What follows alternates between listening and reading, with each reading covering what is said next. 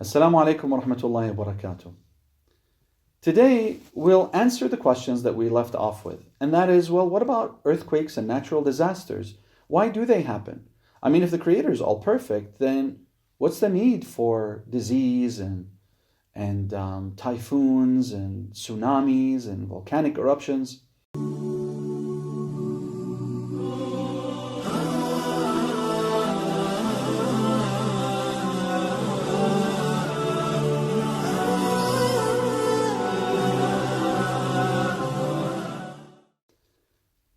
In order to answer this question, it's important for us to go back a little, backtrack, and go back to the very first proof of organization. As you recall, when we empirically looked at examples within this world of organization, we're able to say safely that this world is organized, right? And we said that every organized system must have a creator of its organization, and therefore the world has a creator of its organization. Now, we determined that this creator has the most important characteristic of being unlimited, because a creator of something is not limited by his creation, and therefore the creator of all of limitation must be unlimited. And that means that he's all perfect. And we said that means then that he is all knowledgeable and all wise and all purposeful, as well as all just. Which means that everything that he does has to be in light of that perfection and that unlimited nature of his. Which means that anything that contradicts that would be an imperfection. And so he wouldn't do anything to contradict that, because he is all perfect. So based on that then, that means that earthquakes and tsunamis and sickness and other natural disasters, that if they're part of the natural system, then that means that they all have a purpose, that they are all out of God's wisdom, that He deemed us worthy of going through these challenges. And that means that we are able to take on such challenges, because otherwise He would be causing us or burdening us with more than what we can handle, and that would be cruel and oppressive. And we proved, because He is all perfect, that He is neither cruel nor oppressive.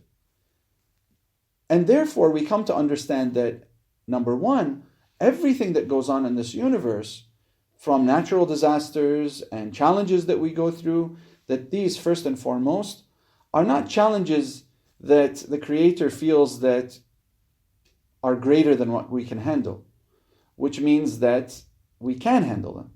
And therefore, that means that they're not as we perceive them, right?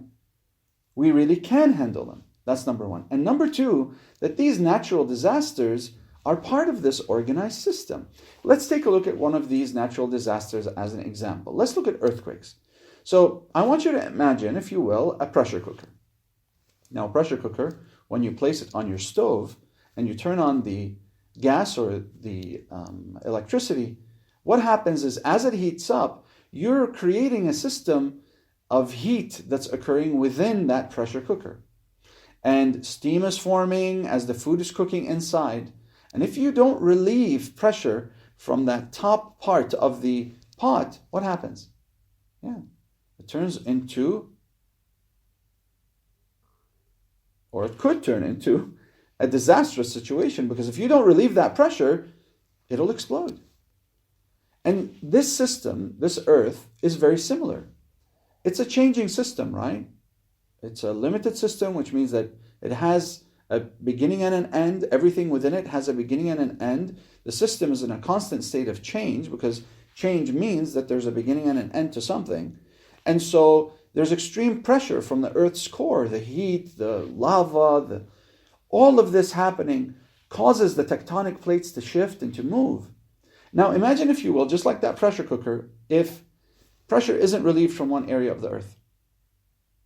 The pressure will build up from the earth's core, more and more and more, until finally there will be destruction, complete and utter destruction. if one area of the earth doesn't relieve that pressure, just like a pressure cooker, then the entire earth will be destroyed. And therefore, the purpose of these earthquakes then is to relieve pressure. The same thing with volcanic eruptions. Now you might say, okay, that's great, Sheikhna, that makes sense to me. But what about cancer? What about people being born with degenerative diseases? What about babies being born with heart defects? Well, one thing we do know is this, is that if it is a disease that is caused by Allah and within Allah's system, meaning that, let's say, for example, a person gets cancer by heredity, right? It's something that's an inherited trait.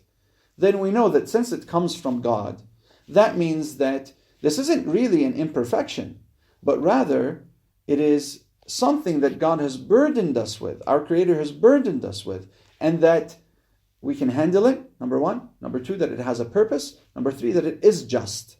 Because I know that because He is all perfect, He is all just. And I take solace in that. Also, if we look at questions such as, let's say, degenerative diseases and so forth, if again it is caused by inheritance, then the same thing applies here. Now, what about man-made challenges? What about the evil that comes from the doing of man? Now, we know that there are challenges in this world, such as natural disasters, things that are based on this universe and things that naturally occur within it that can be challenges for us, such as the examples we just gave. But what about man-made disasters? What about Chernobyl? Right? What about Hiroshima? What about me making the wrong choices? Well, you see, here we have two types of challenges, right? Other than the natural disasters. There are choices that we make as humans. Now, these choices can hurt us, or they can hurt others. And so then, we can't blame God for a choice that we made. And we certainly can't blame God for a choice somebody else made. Because the choice that I made to oppress myself and to do myself wrong and for evil to come from me is a choice that I made myself. It's not something that's predestined and preordained. And we'll talk about that in the upcoming video clip. But also, that if someone else makes a choice, then not only do they oppress themselves if the choice is evil, but they also oppress others. And so it becomes that their choices become our challenge. They become something that we have to face, that we have to deal with. Now we know that the Creator is all perfect, which means He's all just and all wise and all purposeful. And therefore that means that I am capable of handling these challenges, number one. Number two, that these challenges have a purpose. And number three, that it is out of His wisdom that He wants me to go through this.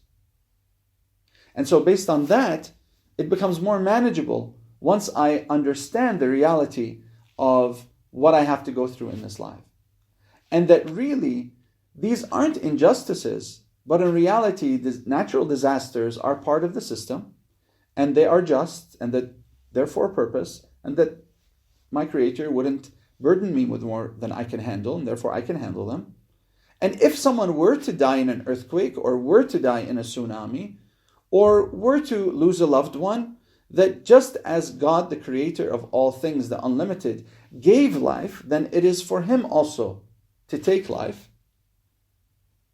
Because He created me, then He created all things, then that means that He has that right to take life just as He gave it. But it is not my right. Why? Because I'm not the Creator of all things. And so, if He deemed everything worthy of existing, then who am I to remove existence from it? Unless it is with His permission, right? And also my choices then, if they are evil, then obviously, He doesn't want me to take evil choices that harm myself. And certainly He doesn't want me to harm others, because He deemed me worthy of existing, and He is all perfect, which means that He wants me to act perfectly, to be like Him. And we'll talk about that in the next video clip, inshallah. And the same applies to how I treat others. And therefore, That means then that all of the challenges that I go through in this life are for a purpose, are out of His wisdom, are things that I can handle, and they may even make me stronger. We'll talk about that in the next video clip, inshallah. Until then, Assalamu alaikum wa rahmatullahi wa barakatuh.